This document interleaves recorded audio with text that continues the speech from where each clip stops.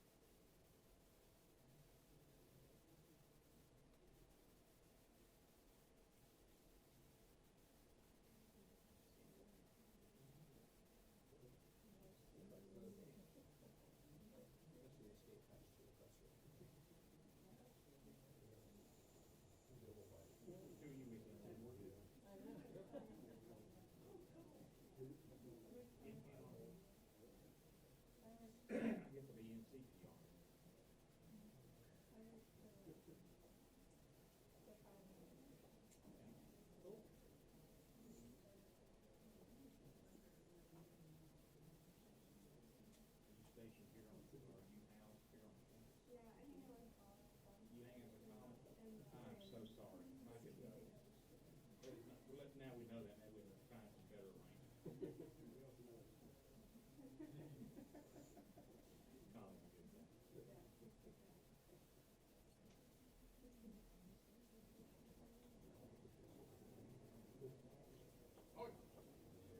Hello, everybody. How are y'all? Got fresh water for you. Just get in the queue when to go live. You got it. Okay.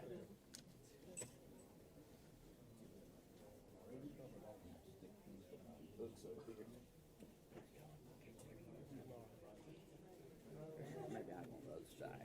Or should I stand on the light? Okay.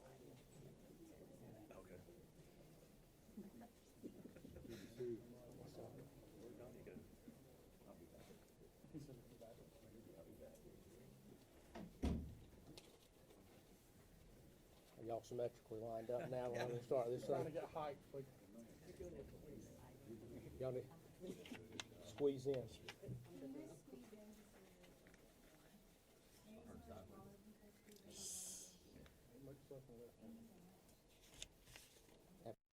All right, Mr. Scott. Well, good morning. Good to see everybody. Thank you all for being here today. Our House budget, of course, is come out, and we're seeing that through committee and through the House this week. It's a budget that we're proud of. It invests in working families in North Carolina, continues to deliver tax relief for North Carolinians, while at the same time giving raises to teachers and state employees, and will actually result in us being #1 in the South for starting teacher pay, which is something that we've not accomplished in some time, and something that's important to our caucus, ensuring that we keep those teachers in North Carolina. Also, again, investing in our state employees across the board and in other targeted ways as needed. And to sum up really what this budget is about on the House side, it is we continue to give that tax relief while also making sure we're investing in this state's most important asset, which we believe are its people. So glad to answer questions folks have. I'm going to turn it over to our area chairs, and they're going to go through some of the specifics in the budget now. We'll start with Representative Donnie Lambeth. Thank you, Mr. Speaker. I'm really excited about this day because we have been putting in a lot of long hours over the last few months. As you know, we went second this time. There's advantages and disadvantages of going second. But one of the things that we made a conscious effort of doing was listening to what folks told us. We listened to the agencies. We listened to the public. I got calls constantly about things that related to budget issues and concerns. We had a very transparent process that we went through, and we continue, quite frankly, to listen to constituents and others over the weekend.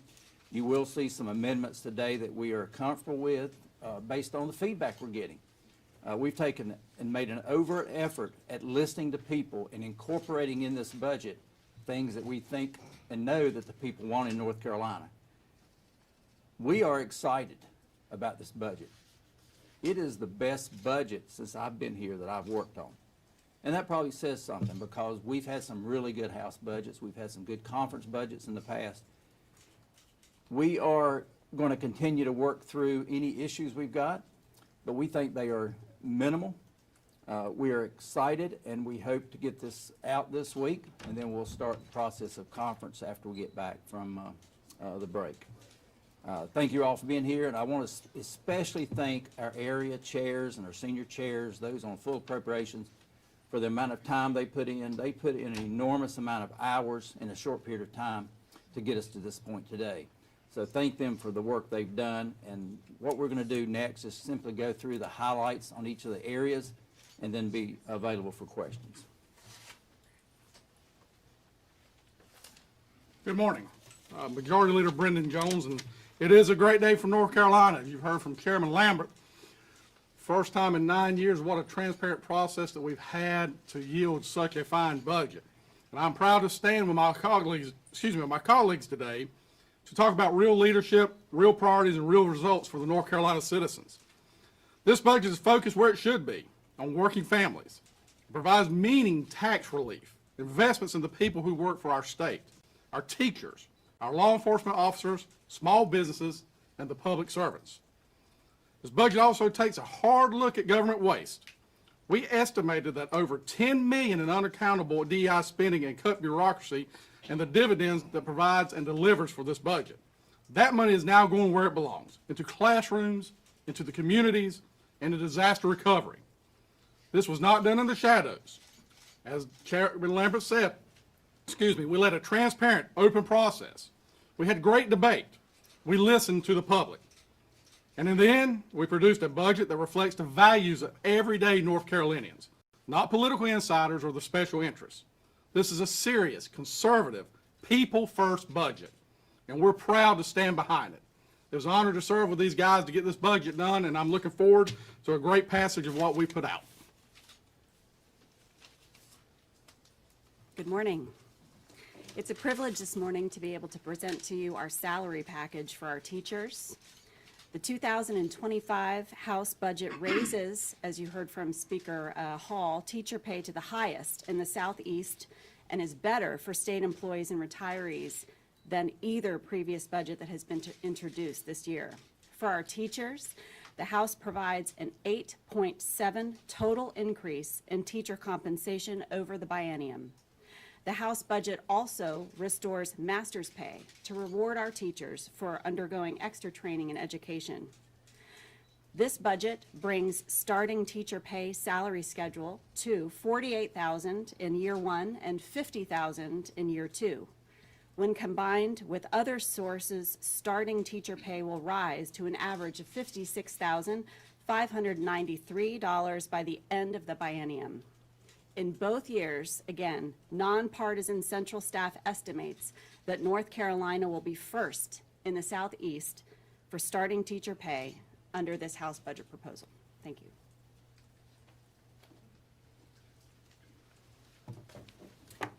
I want to talk briefly about state employees and retirees.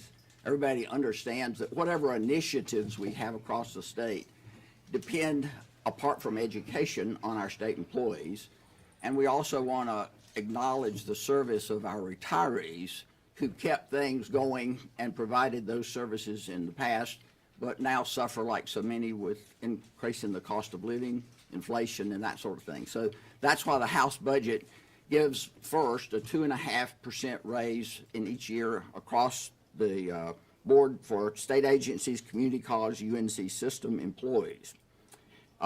Today, in the Appropriations Committee, we're going to have an additional amendment that's designed to help us retain hard-to-fill positions by cutting 20% of vacant positions across state government. Now, those are vacant positions. They're not filled.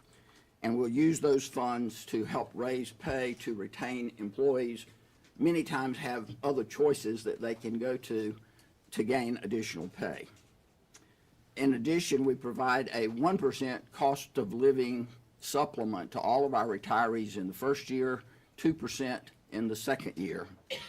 I want to also mention that there are approximately 3,000 vacancies across, or 3,000 jobs across the state, and about 2,900 plus of those are not filled. The estimate is that we've only got 62 positions out of a little over 3,000 that are actually filled positions, and that's because we're eliminating some programming. But for these others, we're using the money that's saved from not having anybody in a filled position.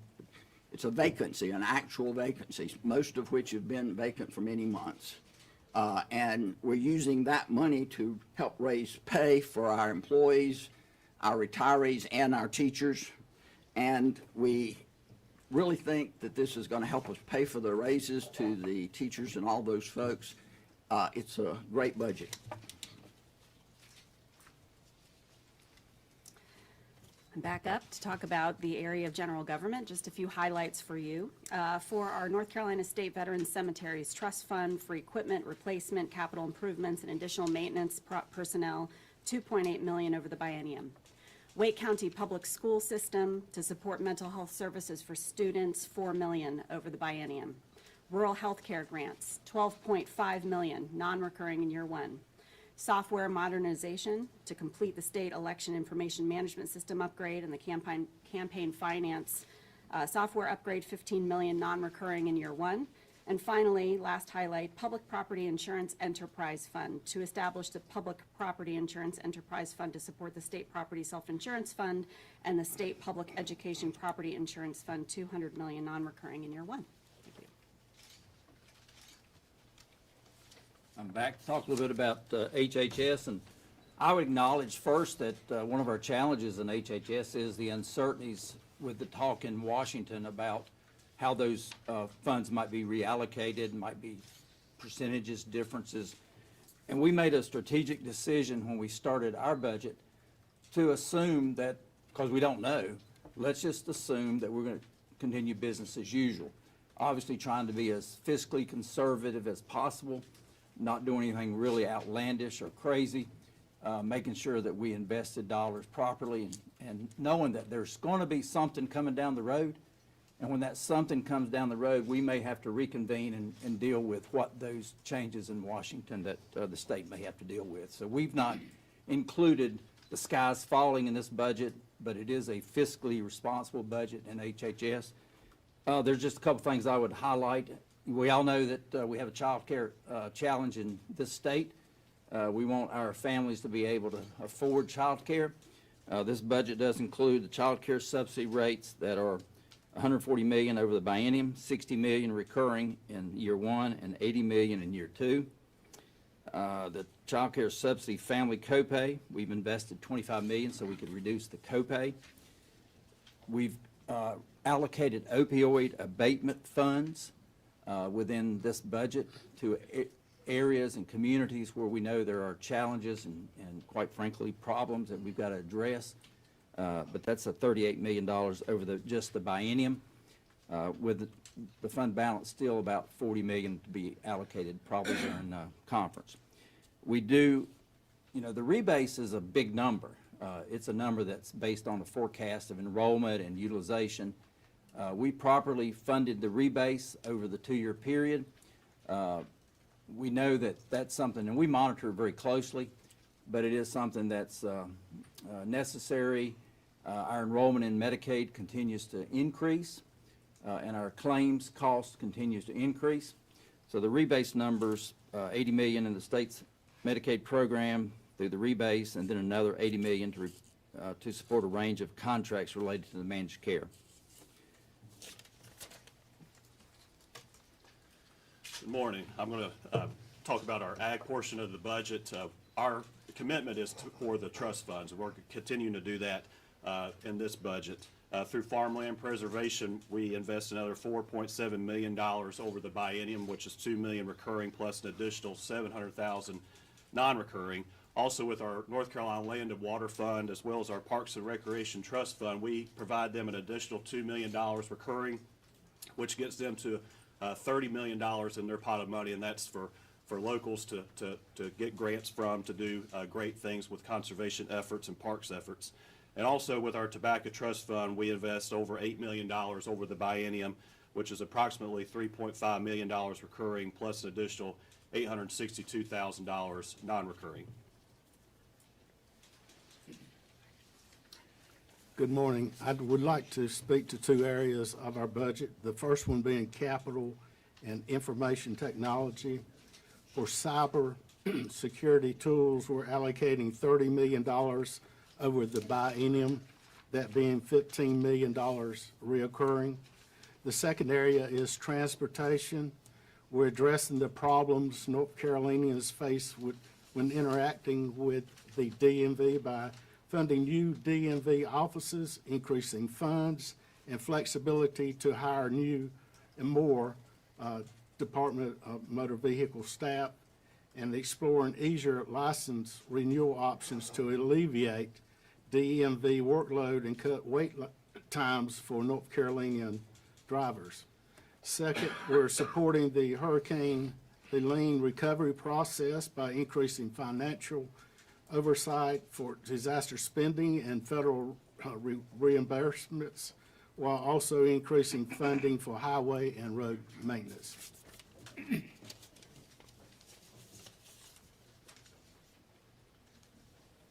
Me again.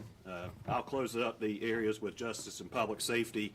This budget provides nearly $6 million over the biennium to ALE for body cameras, as well as the State Highway Patrol for cameras.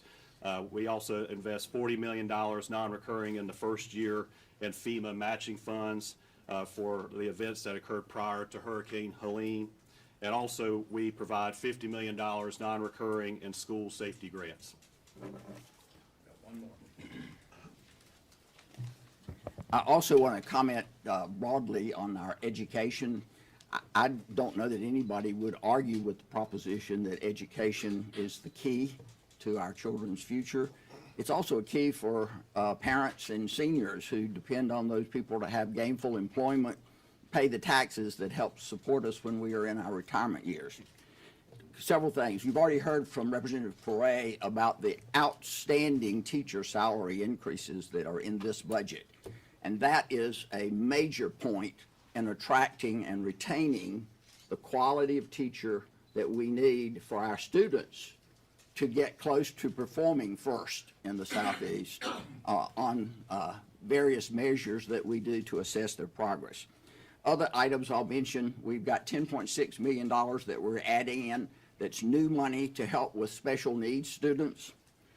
We are continuing the process of building on the progress that's been made lately in reading in the early grades using the science of reading by trying to expand that into the upper grades and to recognize the needs that are still unmet of too many kids in the middle schools and the high schools. We also are beginning a math initiative with a pilot that is designed to help us identify by comparing products from multiple vendors who can do the best job with students in raising their math outcomes. And finally, I'll mention again, as Representative Hall did, the funding for the school safety grants is increased to $50 million. All right, we'll stand for any questions folks have. Yes, sir, Gary. This is probably for Representative Lambert, if that's all right. Particularly the bill text says that the Medicaid contingency reserve was cleaned out. Could you talk about that? And just generally speaking, this is definitely a year where you have a little less cushion to do some things. Could you just talk about some of the headwinds that you and your team faced in developing a budget during these kind of uncertain fiscal times? Well, we'd need about an hour to talk about the headwinds because there's quite a few of those. We did decide to move some of those reserves and consolidate them. That Medicaid reserve's been around a while, and it does create a little bit of anxiety with the department, but we've basically moved those into other reserves so that we have somewhat consolidated some of those reserves. You saw where we increased the savings reserve, the disaster funds, trying to get those back up to a little bit healthier position with the amount of money we've had to spend the last few years. Could you talk just briefly about the headwinds, fiscal headwinds of this year?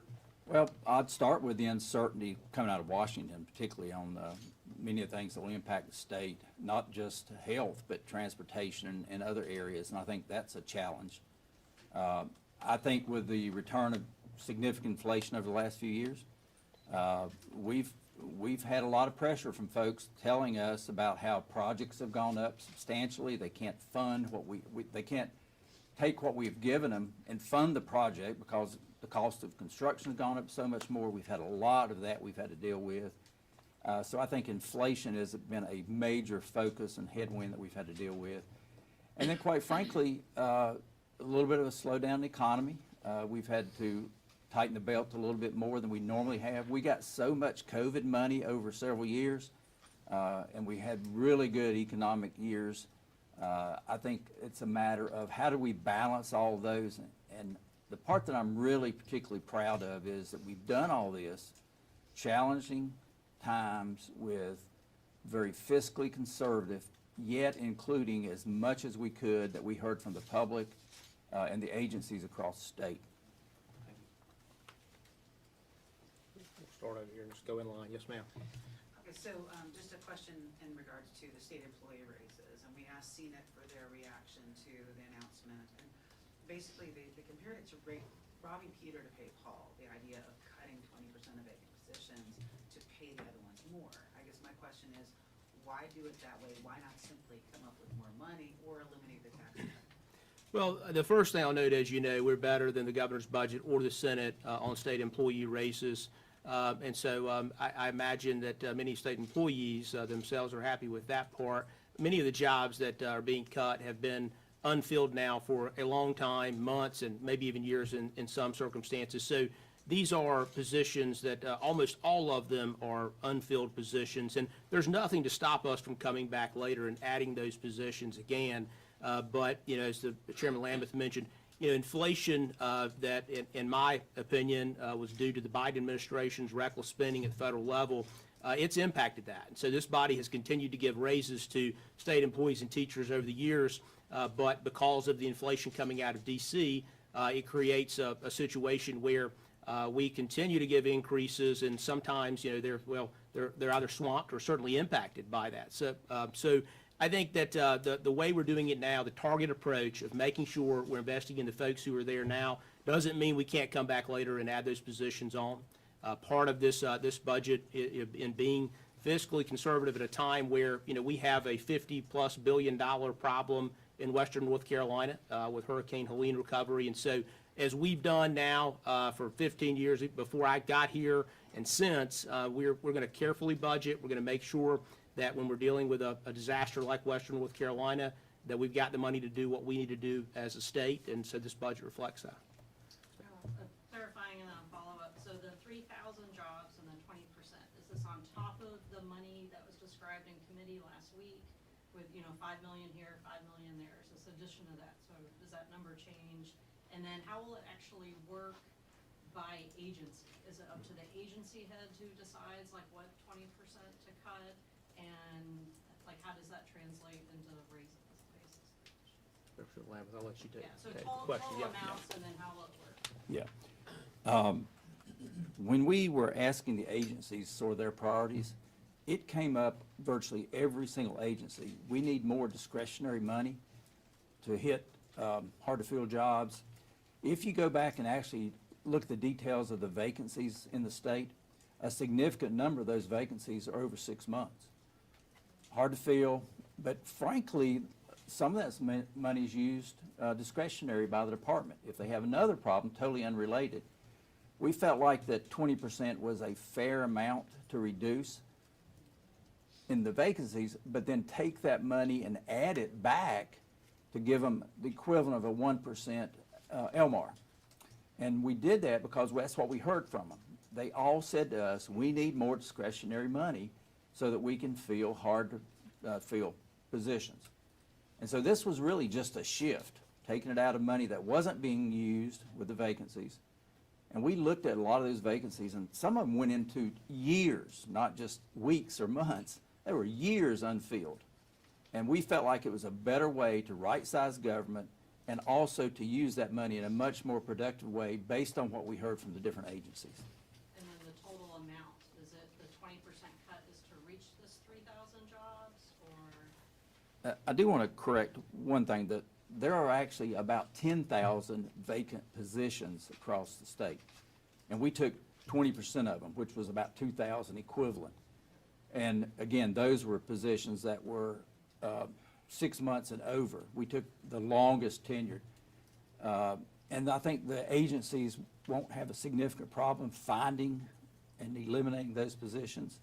because that's the criteria we used. And then we took the value of that, the 20%, and just rolled that into the Elmar dollars that we ended up in the budget. I'm sorry, just to follow up, the Elmars, I mean, is that gonna be like a one-time bonus or an actual salary increase, or how is that gonna work? It could be a little bit of both. It could be salary increases. And we've heard from, quite frankly, we've heard from probably every agency on certain positions that they can't fill. I mean, you know, my expertise in healthcare, we can't get enough nurses in the healthcare state hospitals. They have a 30% vacancy rate in most of those hospitals. So what they do is they use contract agencies to get the job done. And we're hoping that by having discretionary money, they can be more competitive on what they're offering, not only in what we're providing across the board, but also can use that on some of the hard-to-fill positions like pediatrics and mental health.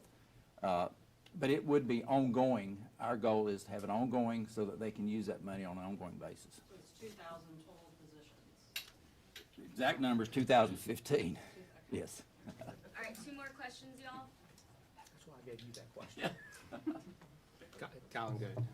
I wonder if you could speak more to the positions and programs that are being eliminated. How did you determine things like environmental education, Office of Health Equity, what they do is, in your mind, DEI program that ought to be eliminated? Yeah, well, I mean, I can just speak broadly to the fact that DEI-related programs are unconstitutional, first of all. We've learned that through the Harvard and UNC cases that the Supreme Court just decided regarding admissions to undergraduate and graduate schools. And that same logic would have to apply to other forms of government, so state employment, entities that focus on DEI, again, in my opinion, the opinion of my caucus, and I think the Supreme Court would agree with us, are unconstitutional. And it's just that those cases have not worked their ways to the Supreme Court yet. And ultimately, we think that the money ought to go towards investing in state employees, and not, doing things based upon improper motives, but simply looking at, what's the best for state government, who's the best person for a position, and also, frankly, keeping us out of a bunch of litigation down the road, because I'm sure that's what's coming next after reading the Harvard UNC case. Yeah, but some of these aren't explicitly like a DEI office. How do you establish that what they do, even if it's called health equity or something else, is in your mind defined as DEI? Yeah, well, so the area chairs go through each one of those things, things that have like the word equity in it. We believe in equality, which is different than what equity is. We believe folks are equal before the law, and so you go in, you talk to folks. We hear from employees from time to time, folks who frankly, don't want to go out and be public about some of those things, and so we honor that and don't go out and disclose it. But we've listened to folks throughout state government, and like in a lot of states at the federal level, those sorts of positions are being cut. And again, the money's being reinvested into employees in state government largely. All right, last question. Let me just mention the health equity, because you asked about health equity too. That's a little different than the DEI. There was 3 people involved. We did cut that. We felt like that was also unnecessary, but it is related more to the health aspect of care. And so we're actually going to restore that. We've been working with Carla Cunningham. She will run an amendment this morning, and we will restore that, the 3 people cut, because we did feel like after we got into it in a lot more detail, and again, it's a good example of where we've listened to a lot of people, even with the budget when it came out, and this is an example we're actually going to add that back in. There was concern about the process that representatives received the budget at 4 o'clock yesterday and votes are expected tomorrow at 2, and that wasn't enough time to go through nearly 1,000 pages and crunch the numbers. What's your response to that? Well, I'll say I've spoken to the leadership on the other side of the aisle last week about some of the key things in the budget, and gave Representative Reeves a heads up, and he got some details over the course of time, and I think that many of them probably saw that before the time that you mentioned. And so the other thing I would say is this has been a very transparent process relative to other years in the history of this body. Going back, not just the past 15 years, but since the inception of this body. We're going to have an open committee process where folks will have a chance to put forth amendments in committee and on the floor. And so, look, I'm proud of the process that we've had here. This is not a hide the ball deal. We're proud of this budget. It is pro-growth, it's pro-family, pro-worker, and we're glad to have it aired out through the body, to the General Assembly.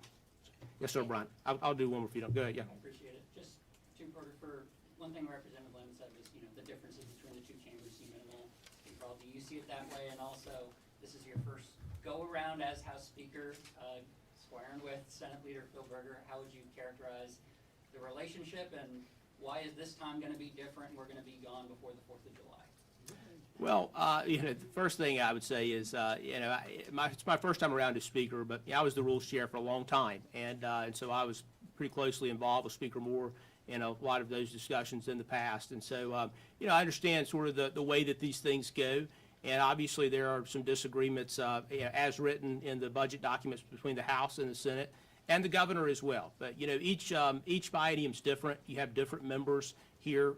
Even within the two caucuses, you have different members, and so it changes the dynamic each time. So, look, I'm hopeful and frankly optimistic that we'll be able to get a budget done this summer, and and it's possible still that we'll get it done in June. I know that's my goal at the end of the day, and we've always been able to get it done in the past eventually. And this time, we're cautiously optimistic that we're going to get it done sooner rather than later. Thank y'all. Can we quickly get a group